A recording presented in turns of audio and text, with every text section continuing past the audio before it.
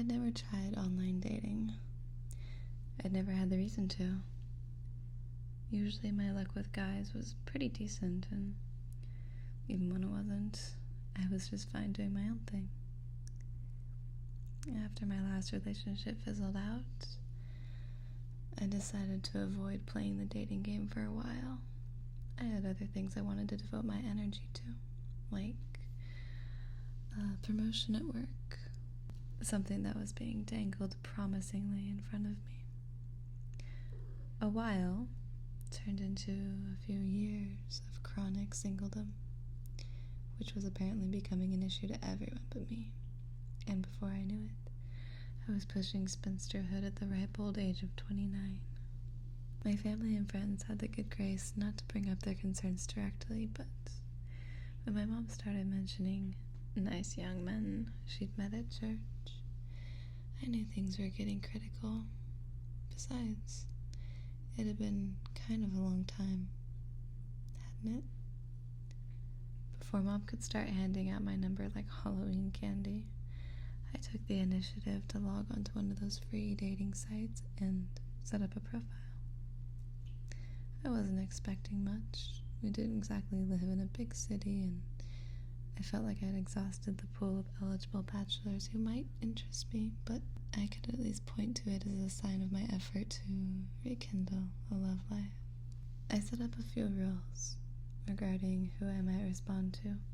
No 1 or 2 worded messages. His profile had to be completely filled out. There had to be at least a couple common interests, and he had to have more than one picture. I even included these rules on my page. Simple, right? I still got a variety of messages ranging from, "Hey baby," to, "You look hot, what's your number?" And my faith in internet dating dwindled even more.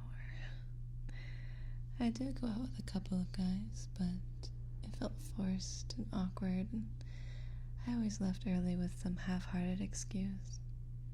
The guys must have got the message because they never tried to call again. On the car ride home from another failed attempt that ended in a mid-date dash, I called my best friend to fill her in. "So, what's wrong with this one?" Eva asked as soon as she answered. "He was fine," I said. "Just really awkward. He's never even kissed a girl. He said he's waiting for a fairy tale moment." "You sure know how to pick 'em, Jules." "He was good looking and funny. At least through text. That's how they get ya." We chatted until I got home, and I told her I had to go make dinner. "You wouldn't have to if you stuck it out." I'll keep that in mind. Tell Pete I said hi, and I'm waiting for him to wise up and leave you so we can run away together." Making dinner actually meant eating the leftover Chinese that was still in my fridge from my last date night. A quick change into my comfiest oversized pajamas, and I was ready for an evening of Netflix binging. On a whim, I logged onto the dating site first and saw that I had some new messages. Reliable Guy 81 said that I looked like I was the kind of girl who enjoyed having fun. Winky face. Delete. The Dan Man just asked if I wanted to chat. Delete. Ready to make it 3 for 3. I clicked on the message from, "I'm not good at this dating thing," and was surprised to see he actually had something to say. "Hi, mother of puppies. My name's Scott, and as the username implies, I'm really not that good at this whole dating thing. I saw your name, though, and thought it seemed kind of like a reference to my favorite show. So I checked your profile. Another Game of Thrones fan. Not that that's really rare, but it's always nice to see. Is the Mother of Dragons your favorite character?" Okay, so we had a common interest. He was trying to initiate a real conversation with a question, and he could write properly. good start. Interested, I went to his profile and read through his bio. He lived in the next town over and was a PhD student working on a degree in English Lit, his focus being medieval lit. If that wasn't dorky enough, he loved attending Renaissance festivals in costume, going to conventions and reading whatever fantasy novels he could get his hands on. His pictures showed him to be a tall man with a mop of reddish-brown hair, glasses, and a cheerful smile. A little on the nerdy side, but definitely cute.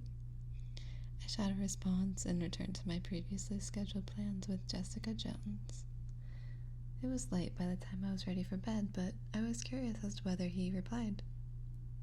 Sure enough, when I checked, the envelope had turned red and a message from "I'm not good at this dating thing" was waiting for me. Thanks for the answer, Juliana. I'm gonna have to disagree and say that Tyrion is the best and should be the one ruling the Seven Kingdoms. You watched Jessica Jones? Cool. I haven't seen it yet, but I heard good things. Might have to check it out. Any other recommendations? Our TV talk eventually branched into other subjects, other hobbies, jobs, pets, families. Scott was an only child, and he dreamed of one day traveling the world. But ideally, he'd always return to his town to be near his parents, as they were all close. He was charming and respectful, and seemed genuinely interested in what I had to say. We gradually moved from the dating site to a chat app, and then, when I felt comfortable enough, a month or so later, we traded numbers. Every time my phone chirped with a new text, or it rang and his name flashed across my screen, a giddy thrill would shoot through me. I felt like a high school girl with a crush. When I received a text at work saying he'd been in a bad car accident, I immediately tried to call. He didn't answer, and it was almost 45 minutes before I heard from him. He sent another text saying that he was on his way to the hospital, but he'd call me when he got the chance. I was racked with concern and horribly distracted while I waited. I don't think I actually got anything done, but luckily my supervisor didn't seem to notice. I went home and sat at my computer desk with the idea that watching something might distract me, but I spent the whole time staring at and checking my phone. Finally, at almost 11, he sent me a picture of himself in a hospital bed with a few band-aids on his face and a sling on his arm. He was still smiling, though, and he said he'd be on his way home shortly.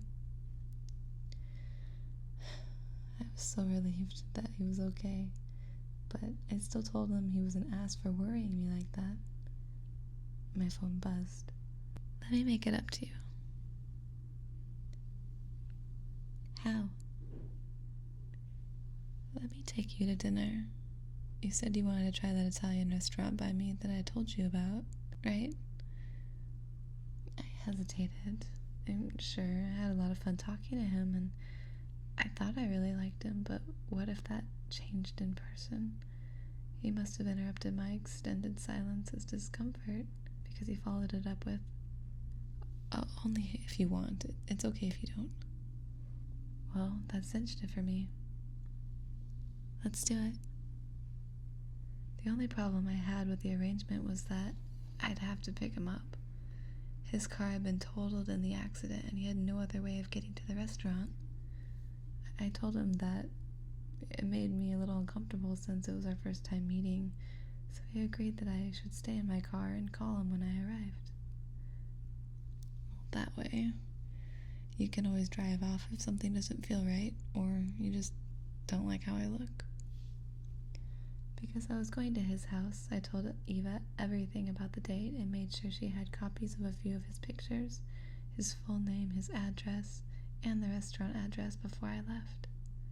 We scheduled a checkup text for 10 minutes past the hour. I'd have 5 minutes to respond with our code word for, "It's all good," or she'd call the police and tell them something was wrong. I felt like I'd taken decent precautions, so I dolled myself up and headed out to make the half-hour drive over to Scott's. His house was exactly as he described it. I recognized the tall oak with the tire swing he told me to look out for, and I pulled over. Butterflies swarmed in my stomach, and I took a few steadying breaths before I called him. The phone rang once and immediately went to voicemail. I frowned at myself like it was at fault and tried again. Same result. I leaned over to the passenger side and peered at the house. The lights were on, so someone was home. A third call. Still no answer. I texted Eva to let her know that I was there, but something was fishy. She told me to get out of there, but I was getting mad. I'd come all this way. I deserved an answer. I got out of my car and marched up to the front door. Green, just like he said, and rang the doorbell. I heard some voices within, and then footsteps. A woman in her 50s opened the door, just enough to poke her head out. Yes. She didn't look like she was expecting visitors. Hi. I'm here for Scott. I think you've got the wrong house, hon. He told me 35 people would. Well, then he must have told you wrong. There's no Scott here. As she moved to close the door, I held out a hand. Wait. Do you know this guy? She eyeballed me suspiciously as I reached into my purse for my phone. I pulled up a picture of Scott, one in which he was sitting on a kitchen counter with a cat in his lap, and I held it out to her. She went very still. The color of her cheeks dulled to a grayish hue, and she looked from the phone to me and then back again. Where did you get that? Oh, Scott sent it to me, saying it was him.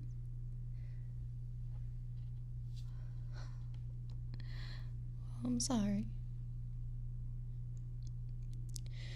But that's not Scott. His name was David, and he passed away 6 months ago. Are you sure? I mean, maybe it just looks like him. She scowled at me and shook her head. David was my son, and I took that picture only weeks before he was She stopped herself, cleared her throat, and stepped back. Before he was taken from us. Please, excuse me. The door slammed shut in my face. I climbed back in my car, bewildered, hurt, and very, very confused. I tried to call Scott again, and then, when that predictably failed, I sent Eva a text that I was on my way home and I'd fill her in later. I even included the code word so she'd know it was really me. The drive was long and silent and unsettling. Where was Scott? Who was Scott? And why had he made me drive all the way out there to upset some poor woman still grieving for her son? The more I thought about it, the angrier I became. He'd made a fool out of me for who knows what reason, and now he was avoiding me. My usual spot outside my building was occupied, so I was forced to park across the street and stomp the extra distance to my apartment. As I was unlocking my door, my phone chirped. I dug roughly about for it, yanking it out. A message from Scott. Practically snarling over his behavior, I unlocked my phone and read his text.